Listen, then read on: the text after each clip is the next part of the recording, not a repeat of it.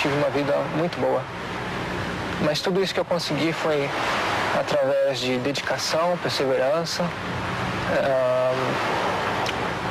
e muito desejo de atingir os meus objetivos, muito desejo de vitória, vitória na vida, não vitória como piloto.